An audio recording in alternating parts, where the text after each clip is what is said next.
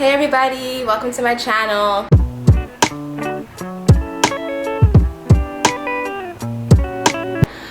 Today I think I just want to briefly discuss some safety tips and precautions to take while solo traveling as a woman. This just came back into my mind just because I'm just remembering I used to solo travel a lot.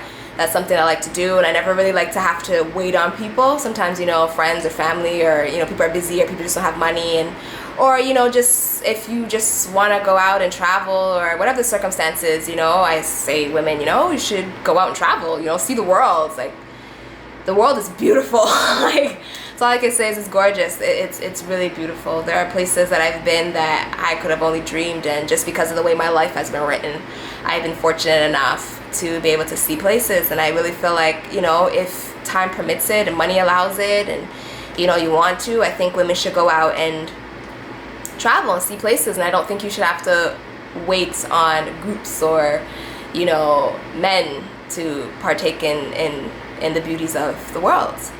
I used to live in Spain. This was back in 2016 to 2018. And so, of course, you're living in Europe. It's very easy to, travel throughout Europe, and even to travel to the motherland. So I've been different countries, various cities and stuff, and had an absolute blast. And there are countries that, when I was younger, like in my adolescent years, I used to watch Dateline, like a lot of crime shows and stuff, and you'd see these like different stories taking place around the world, and you get to see little glimpses and monuments and just places, and I just be like, oh my god, that place is so beautiful, like I hope I get to see it someday. And so when I had the opportunity, to go to Belgium, I was like, oh my god, because I'd always want to go to Brussels. Like I see it, I was like, oh my god, I want to go to Brussels. And I learned Brussels is a city that you get in and get out though. Belgium is a beautiful country. I said it is absolutely gorgeous. There are cities that are just picturesque. That it's just really like a dream life type of situation. It's just absolutely gorgeous. But Belgium is a country. I've had some experiences now that I just feel like it's not a country I would go back to on my own. And I'm not in any which way saying Belgium is a scary place that's dangerous or telling anybody not to go. Belgium is a country like I would say go, because Bruges, Ghent, gorgeous, really gorgeous cities that I'm like, you have to see those at least once in your life. And I'm like, the Belgian waffle, ooh, child, ooh, they made my knees buckle when I tell you I had to sit down. Like, ooh. I said, ain't nothing popping like a Belgian waffle. So that's not what this is about. It's just, I was doing some solo traveling there. Everything was crisp in the beginning and blessed, and like I said, and everybody in Brussels is like real chill, like just real cool. I feel like they were friendly, they were nice. Brussels is definitely different from like, Antwerp, Bruges, and Ghent. They're all just look like different cities any which way, which is like similar to Spain. If you've ever been to Spain, it's like each region is like its own country. Like they're just so different. You just don't know you're in one country. But like I feel like because I know they have like a huge Moroccan population, so it just felt like everybody was chilling. Obviously they have like a lot of tourists and stuff. It just felt like people were just minding their business but friendly at the same time, and just really chill. And they speak a lot of French there, and it was nice, right? For what it was, I was only there because I used to have like the way my job was, I have extended week, like I'd have like 3-day weekends, then sometimes you have a holiday, you get 4 days. I can't remember how long. I think I was there. I had to have been there for 5 days. I had to have been for 5 days, because then I remember I came back right after that trip. I met a friend who was coming to visit me from Canada. So I think I was there for 5 days, 4 or 5 days, because I went to 4 cities, and I didn't just like completely. Some of them I was only there for like a day or something like that, because some of them don't require, some of the cities didn't require like a long time. Like Bruges is like, you don't need to be there like forever, right? But yeah, so I was traveling, and I went to Ghent. I said Ghent is, oh god, like I just had like so much fun in Ghent. It's just like, it's more of like a university town, like it's a young people town, and it's just real chill because it has like the university there and everything. And it was just, and I remember they had like this carnival going on, and it was a lot of fun. Like I had a great time there. Like I said, Bruges, beautiful, very picturesque. Just, you couldn't couldn't imagine. It's just really, really nice. And the waffle, because that was where I had my Belgian waffle. Whew. But then I went to Antwerp, and I know everybody was saying, like, you know, go there, and, you know, Antwerpen's the spot. Like, you know, they liked it so much more than, like, Brussels. Like, everybody's just like, they like everywhere else so much more than Brussels. And I agree. Like, I always say, if you're going to Belgium, like, Brussels is a get in, get out. Like, don't stay there. But I went to Antwerp, and I said that was where I really thought I was going to die. Like, I really thought I was going to be raped and thrown in some ditch somewhere. It was very, very scary. And I was actually stalked by 2 separate men in Belgium. I'm trying to remember where the first guy, where he was stalking, I can't remember if that was in Ghent. I think that was, yeah, it's coming to me. That one was in Ghent.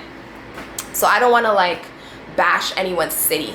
That was in Ghent. There was this guy, and I was taking pictures. Like, it was along, like, this, what do you call it, like a canal?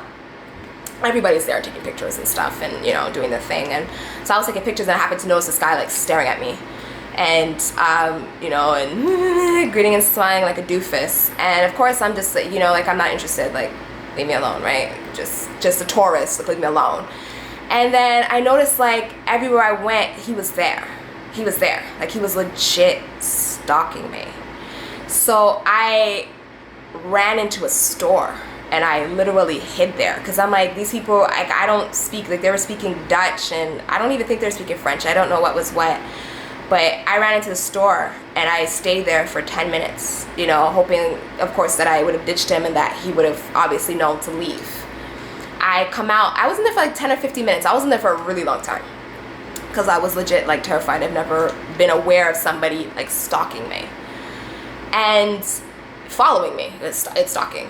And I just remember, like, when I finally came out, like, however long later, it was a good minute, he was right at the front door, grinning like a jackass. I had to scream. Like, I was screaming in English, because I'm like, I only speak Spanish and English. So, and my Spanish isn't even fluent, so, but I can say what I need to say. But I was screaming in English, and I was like, if you don't stop following me, like, call the police, call the police. And that was when, like, he got frightened. Oh, dude. I'm like, call the police, leave me alone. Stop following me. And then that was when he finally dipped, and I was just, like, on edge. And I remember, like, I ended up getting lost in that city. I was staying with a coworker's friend, and that was a whole nother mess of a story. But I was just, like, ended up getting lost. And that was how I ended up finding the carnival and stuff like that, because I was trying to find my way back to the train station, and that just was not happening. And very strange. Any which way, I ended up, after I left Ghent, and then I ended up changing where I was staying, because I was staying with a coworker's friend, but then after I was just like, you know what, like, I'm trying to do my own thing. She had, like, this curfew thing, and you need to be back in my apartment by this hour, and this, that, like, there's just so many rules. And I'm like, I'm a tourist, and I'm like, I don't know when I'm gonna be back in Belgium, so I want to see and do everything that I can, right? So I ended up, like, renting a spot. I found somewhere on Airbnb, and I honestly really regret that I didn't get the time to review the unit, because, like I said, everything happened so quickly. By the time I came back, I went back to my flat in Spain, and then I had to catch a bus, because I had to go meet my friend who was coming the next day. Like, everything was just such a tight fit that I didn't even have time. And but I really regret it, because it was really a safety thing. And I just remember traveling, and you know, I make it into Antwerpen, and, you know, set everything down, the Airbnb. I couldn't find the Airbnb at first, because where it was like this alleyway. It was and I didn't know that, because they didn't have this stuff written, you know, in the Airbnb description, right? And there was no comment talking about this, because I read comments, like, very thoroughly. They didn't have that. So everything was cool. The place was nice. You know, the renter was real cool. He was chill. He wasn't even really home. Like, it was just, you know, and I knew what I wanted to do. I just wanted to see the city. Let's see what's popping. Just go do some stuff. I went to go do some sightseeing as well. I know I went to one of the churches, and just a lot of stuff, and just relaxing and taking it in. And I remember it started to get, like I said, I couldn't even find the way. I couldn't find my way when I was first going there, and I was asking, like, all these, like, people who were, like, in the area, and they didn't know where it was. They couldn't find, they're like, I don't know what street that is. They couldn't find this, that, and the third. So it took me a while to get there, but I ended up, like I was using Google Maps and stuff, but it was taking me here, there, and everywhere, and it was just, like, some of the streets weren't labeled, and it was very confusing. And so any which way, when I found the place, like I got in there, I took a shower, I did everything set up, and I set out to go tour the city, so everybody's just like, Antwerpen, this is a beautiful city, and da-da-da-da, and I'm like, and it was really pretty. Like, I got, like, a lot of really nice pictures. I would put these things up, but I really feel like something happened with my computer, and when I was trying to, like, back up my computer, and some of the pictures are lost, but it is really gorgeous. And so I was out and I was doing what I was doing, and then it started to get late, and I was just tired because I've been traveling like nonstop for like 4 days straight. I was tired, and I knew I was gonna have another long stretch of traveling once I got back to my home. So, which, yeah, Spain was my home at the time, so I call it home, and it really is like a second home to me. But it was like, it wasn't even like super dark out, it wasn't even late out, it was probably like just hitting 9 o'clock. And I remember I was like, yeah, okay, like I'm kind of like tired, I'm like done, like okay, I've seen everything, I'm gonna head back now to the flat, I just want to relax. And so I was walking back, and I just remember like I was with my Google Maps, and I was still like alert and paying attention to what was happening, because I'm very hyper aware of my surroundings like that. I'm always like that. And I've had people say like, oh, you're very paranoid, but I said my paranoia has saved me in so many scenarios that I don't care if you want to call me paranoid. I said it saved me. But so I was like with my phone, I was walking and I was looking, and there was like a car like coming, and before the car could even pass me or stop, I just felt something, like I heard this voice that was just like, that car is gonna stop and follow you. So I immediately was like, Arks! And I kind of stopped in my tracks, and the car, right after I heard that voice, the car stopped in the middle of the road. There was no reason for that car to stop. There was no traffic lights, no nothing. There was nowhere for it to really turn, like there was no reason for that car to stop where it stopped. It was very strange, other than the fact that the driver saw me and stopped. So I remember like looking, because then I got like, and like my heart started like, I kind of started pounding. I was like, okay, don't panic, right? So I was like checking out license plate, I'm like seeing what's what, and I was just trying to like book it. So I'm looking at my phone, so I'm just like, get out of here, where's the flat, right? And I was like, it was a walk. I can't remember now, because this happened, like I said, this happened in 2017, so this is 3 years ago. It was a walk though. It was probably like a 20-minute walk from where I was, which is like the city center, right? The main center. So any which way, there was this alley, like I had to go down it, because that was where it was to lead me to my flat, right? My Airbnb. So I stopped for a second, like I said, he stopped, he was there waiting, whatever. And I know exactly now what he was thinking, what he was doing. He was sitting there trying to plan in his head, which way is she going? He wanted to plan in his head, which way she walking, where she going, I'm gonna buck up on her. Because it was just like, obviously he's a local, he knows the city, I don't. So I walked through the alley or whatever, and I'm getting there, and like he had left, and I'm like, I'm still not thinking anything, I'm just like, get back to the flat. Like that's all I'm thinking is get back to the flat. And I'm like praying to the Most High, and I'm just like, like cover me, protect me and everything. And like I was scared. Like I was nervous. At that point I wasn't scared, I was nervous. I was like, get back to the flat.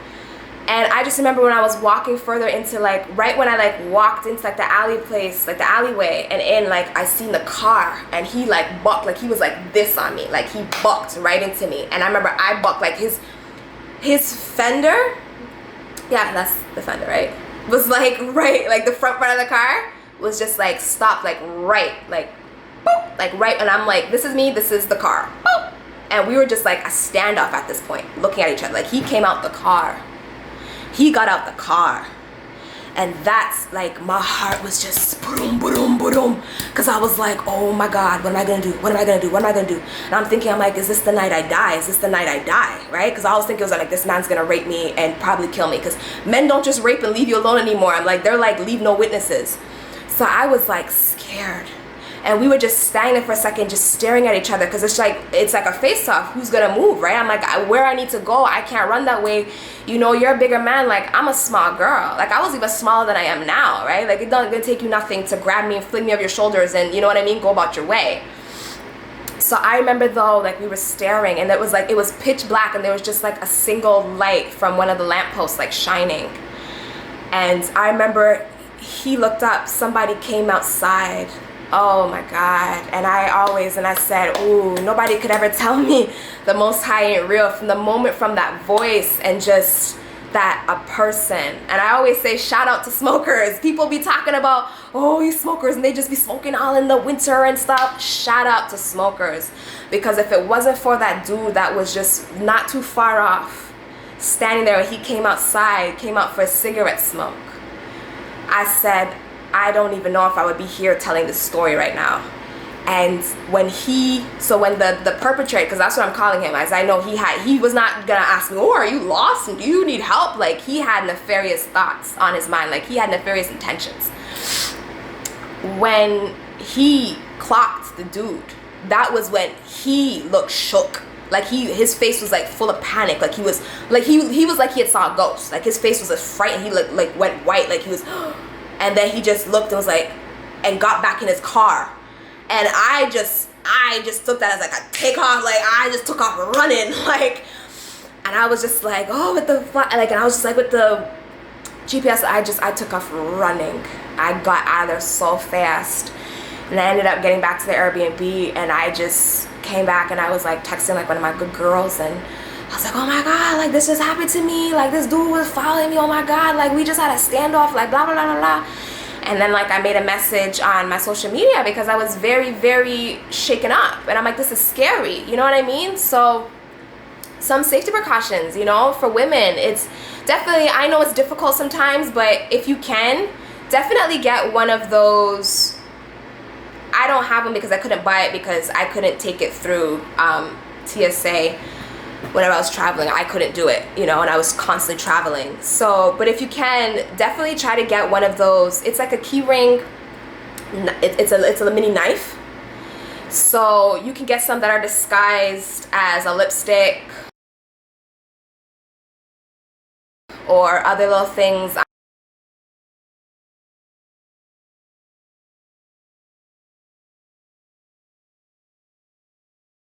I'm gonna link some of those because you can buy it on Amazon, and I know that's very safe, so at least you have a weapon and you can always stay safe, because like I said, I'm like, men are crazy.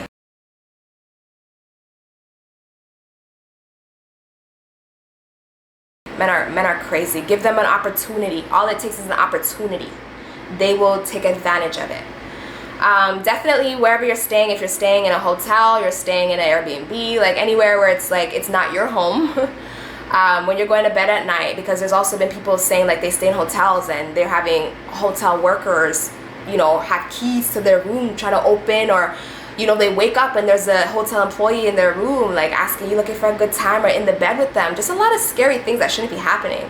So definitely, you know, get a chair and put a chair behind your door at night and put it so that it sits against the doorknob, so that if somebody is trying to come in, you'll hear it jiggling, and at least that'll wake you up, and at least you can try to like make some type of plan. Definitely register your trips. That is something that I'm always trying to tell people to do. Register your trips with your country. So I'm in Canada, so I always register my trip with Canada Travel. I know I'm screwing up the name right now, but I always let them know like how long my trip is gonna be, where I'm going, and so that if it's I don't come back, you know, that's a red flag. It can alert, you know, like then there's going Canada Embassy, like where am I? You know what I mean? Like what happened? Always register your trips. It takes 2 seconds. It's free. Do it. Always let somebody know where you're going. I'm sorry, like I'm getting a little, because I'm getting flashbacks, and I said, to be honest, like I didn't realize I was having PTSD from it, but I stopped solo traveling. Like, and I went through something like right after my trip when I went back to my home in Spain, and I met up with my friend, and some other things were happening, and it was just, it's scary. But always let somebody know. I always would let my eldest sister and my best friend, I'm always, especially my eldest sister, like I'm always letting her know, like, okay, like I'm gonna be in Munich you know, I'm going to Barcelona, I always let her know, like, okay, I'm leaving here now, I'm going to this city. Like, I always check in with her so she knows every step of the way where I'm at. So have somebody that you can trust and that you can do these things with. And just always be aware. Just always be aware of your surroundings. I know we get caught up sometimes with taking like the perfect picture or just having fun, and you know, we need to live in the moment. We need to have fun. We need to enjoy this moment. You know, we could be here today and gone tomorrow, you know? There's a lot of things going on, but just be hyper aware of your surroundings. Don't just trust because I've had those scenarios too, and dudes trying to take me places or trying to intentionally get me drunk, you know, so that they can take me away. I've had that happen in a couple cities as well, and I'm just like, nah, I don't drink. And you know, but if you're in a nightclub setting, you know, they're thinking, oh, well, she's at a nightclub, thinking like, oh, she must be drunk by now. You know, try to holler at me when the night's early, and then they're thinking like, oh, you know, it's like 2 hours later, an hour later, oh, she must be drunk by now. So then they're thinking like they're gonna come back again, and I'm like, arks, like, actually, no, dude, I'm sober. Like, I'm sober, back up, right? Like, I already told you to leave me alone. Stop harassing me and trying to drag me places, because I literally had a dude try to do that too in another city, trying to like take me somewhere, and another guy had to intervene and was yelling and popping off at the dude, and he was just like, go, like, and I had to run again, I had to take off. Like, it's scary. And it's not like, oh, well, you're not being safe, you're not being aware. It's not that. Men, I don't want to say people, men see solo women travelers and they get all these ideas in their head, and like I said, some of them, all they're looking for is opportunity.